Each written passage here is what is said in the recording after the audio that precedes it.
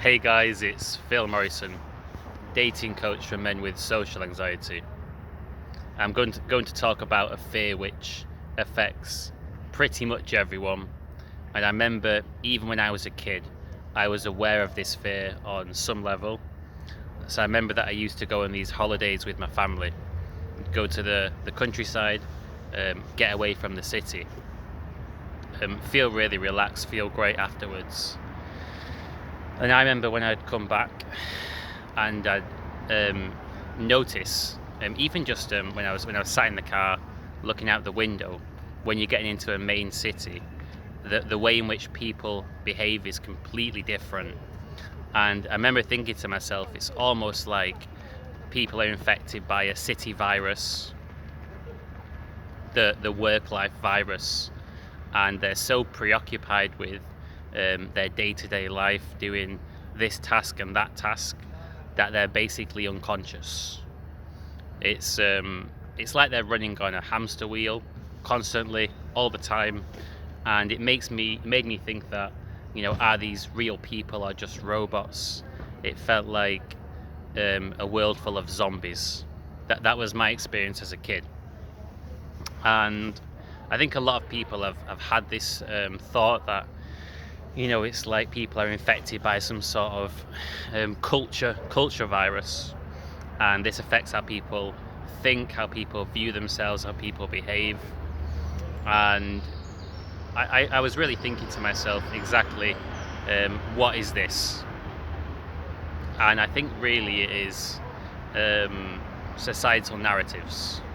So there's various narratives out there, agendas, these different ideas that are pushed, and people basically blindly accept all these ideas because they're pushed so much, and people feel afraid to really challenge these ideas, because it's almost like, society is like a tribe, and there's this fear of being kicked out of the tribe.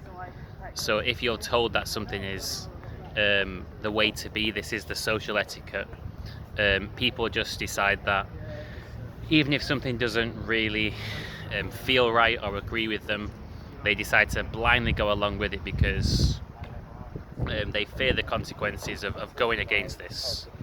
And I guess this is magnified in certain work environments where people can't be fully open and honest. They have to fake interest in what they're doing. And if suddenly they show that they're not interested or not motivated, they risk getting fired, right? So there's consequences to people rebelling against the rules. And the societal narratives condition people to behave in certain ways. And when you see everyone else behaving in certain ways, and for example, the 9 to 5 job culture, when you try and break out of something like this, it can be really, really scary because it's almost like you're going against what you've known and what people are telling you. And whenever you try and break out of something which has been ingrained in you, it's super challenging, and it always triggers massive fears. So in my case, I've been on quite a bit of a journey to get to where I am right now. And at first I was fully trapped in the societal matrix, and I had social anxiety really, really severely when I was in high school and college. And I overcame this, became confident, so I kind of escaped my own matrix on some level. Learned to really to believe in myself, and that was super valuable and life-changing. Then I realized what I wanted to do with my life, which was help other people who are in the same boat that I was in, overcome the social anxiety, get confident, and achieve success in all areas of their life, especially those areas where people with social anxiety suffer most, such as the dating. So once I escaped my own matrix, so to speak, figured out what my purpose in life was, I then escaped the societal matrix of the 9 to 5 job by building my own life coaching business. And I realized that when I was succeeding with this and actually, getting clients, helping people out, it definitely triggered me massively. huge levels of anxiety and fear would come over me. And sometimes I'd be unaware of where this fear was coming from. And I realized when I was reflecting that it's whenever I challenged a societal narrative that had been ingrained in me with some concrete proof that this societal narrative isn't necessarily true, or perhaps I don't need to adhere to it. It's only when I challenged it that I got triggered. So for example, I remember when I made my first sale doing the life coaching business, and even though when I made the sale I was really, really happy, I was like, wow, it's actually working, big achievement. I remember some days later, I felt a lot of anxiety actually. I felt massively triggered, and I realized that it was because I'd made money from another person and suddenly I was my own boss. And this really, really triggered me, like going into a completely new world.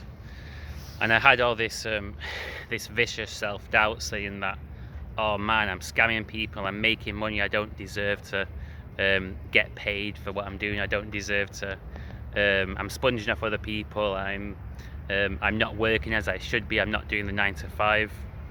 And even when I logically wrote down exactly what I'm doing and how I'm helping people out, and I could literally write down the facts of the results that people were getting from working with me, such as getting visibly more confident, going on dates, achieving success in different areas of life.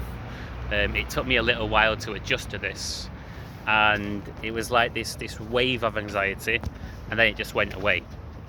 And I realized that this is actually really common, and I think it's when you challenge some societal narrative and you do something which is outside of your conditioning. Whenever you do this, I always say to expect a wave of anxiety to come over, and it's temporary. It can sometimes last a week, sometimes 2 weeks, and basically you weather the storm and then you're totally fine again. So I thought this is kind of interesting, and something that people don't really talk about in today's day and age is when you're actually challenging yourself and you're succeeding, often that really triggers you. I remember talking to a guy around about a month ago, and he was asking me, he was saying that, do you ever feel that when you're about to succeed in something in life, that just some random external events happen which sabotage you? And I did have that feeling at some point in my life, and I know other people that have had that same experience, where it's like as soon as you're about to break through, some random events seem to conspire against you. I think it's to do with your fear and what your brain focuses on. But yeah, I kind of realized that there's these invisible locked away fears that we all have inside us, and little bits of fear leaks out to keep you in check, but when you really challenge these fears, it's like a can of worms opens, and there's this temporary wave of anxiety, then it goes away, and you feel loads better actually.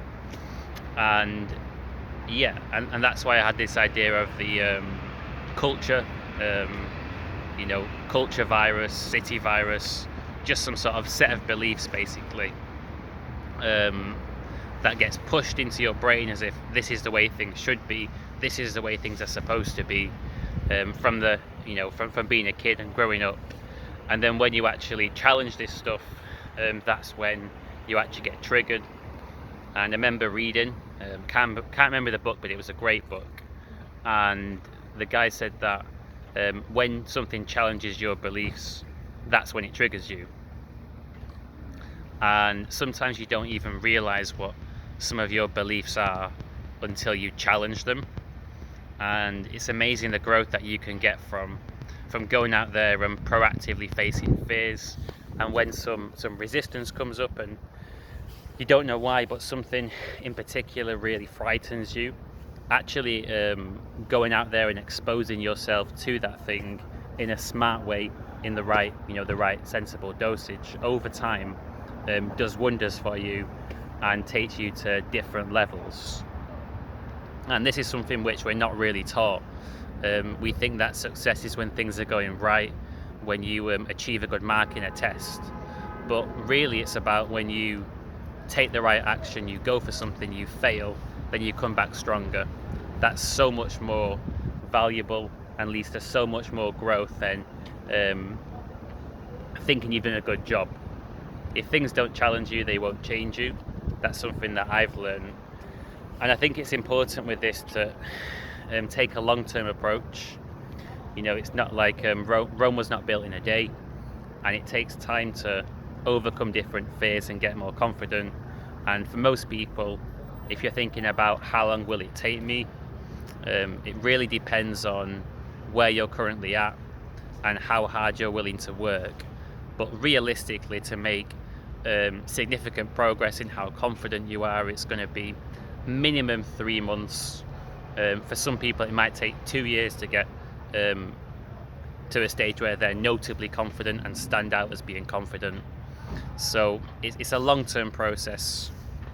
But yeah, I just thought it's kind of an interesting topic, this idea of you know, we've all had that voice of self-doubt, really, really vicious inner voice, and it's something that people don't really talk about. And usually it gets triggered when you challenge some sort of core belief that's been ingrained in you.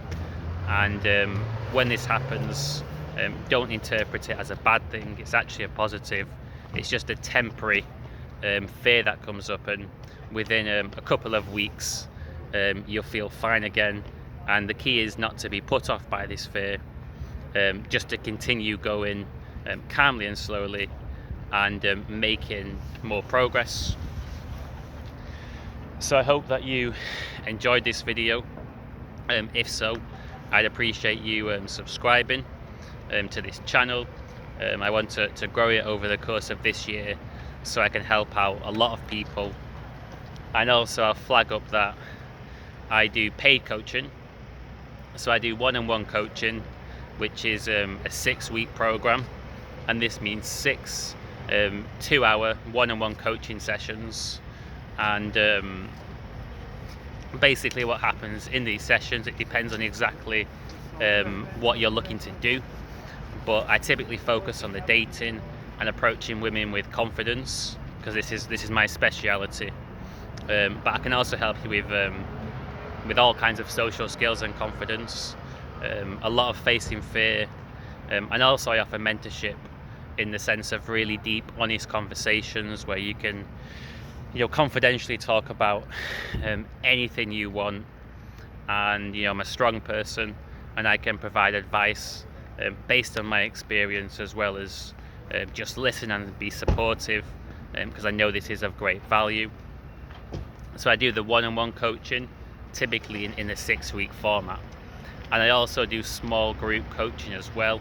So I do these weekend programs, which is usually it is 5 hours on a Saturday and 5 hours on a Sunday for a group of 4 guys, and we go out there and I mentor you on facing your fears of approaching girls and having great, really confident conversations, focusing on getting dates and having a great time. So if you're interested in these programs, please email me and we can have a free 30-minute Zoom consultation so we can get to know each other, and I can check that you're someone who is suitable to work with, someone that I get on with. But yeah, have a great rest of your day.